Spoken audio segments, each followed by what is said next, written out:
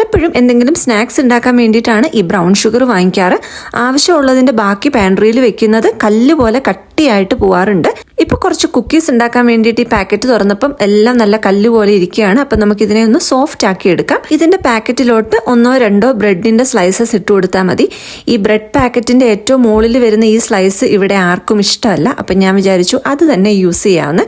അപ്പം എന്തോരം brown sugar ഉണ്ടോ അതുപോലെ എത്രത്തോളം കട്ടിയായിട്ടിരിക്കുവാണോ അതനുസരിച്ചിട്ട് നമുക്ക് ബ്രെഡ് പീസസിൻ്റെ എണ്ണം കൂട്ടി കൊടുക്കാം. ഇനി ഇതിനെ തിരിച്ച് പഴയതുപോലെ ഇലാസ്റ്റിക് ബാൻഡ് ഇട്ട് അടച്ച് ഞാൻ പാൻട്രിയിൽ വെക്കാൻ പോവാണ്. ഇങ്ങനെ നമ്മൾ ഒരു ഓവർനൈറ്റ് എങ്കിലും കീപ്പ് ചെയ്യണം.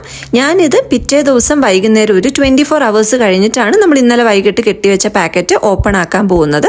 ഇനി പാക്കറ്റിനകത്തുനിന്ന് നമ്മൾ ഇന്നലെ ഇട്ട് വെച്ച ബ്രെഡ് സ്ലൈസസ് നമുക്ക് മാറ്റി കൊടുക്കാം. അപ്പോൾ ആ ബ്രെഡ് എടുക്കുന്ന സമയത്ത് അത് നല്ല ഹാർഡായിട്ട് ഡ്രൈ ആയിട്ട് മാറിയിട്ടുണ്ടാവും. അപ്പോൾ ഈ ബ്രെഡ് സ്ലൈസസിലുള്ള മോയ്സ്ചറാണ് നമ്മുടെ ഷുഗർ അബ്സോർബ് ചെയ്യുന്നത്.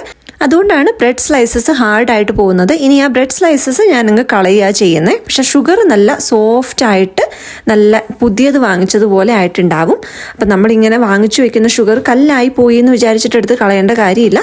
ഇതുപോലെ നമുക്ക് ഈസി ആയിട്ട് സോഫ്റ്റ് ആക്കി എടുത്ത് വീണ്ടും അടിപൊളിയായിട്ട് യൂസ് ചെയ്യാം. പലർക്കും അറിയാവുന്നൊരു ടെക്നിക്കായിരിക്കും. അറിയാൻ വയ്യാത്തവർക്ക് വേണ്ടിയിട്ട് ഞാൻ ഷെയർ ചെയ്തേ ഉള്ളൂ. ഇനി ഈ ഷുഗർ വെച്ച് കുക്കീസ് ഉണ്ടാക്കാൻ പോവാണ്. നമ്മുടെ ഷുഗർ നല്ല അടിപൊളിയായിട്ട് സോഫ്റ്റ് ആയിട്ട് കിട്ടിയിട്ടുണ്ട്.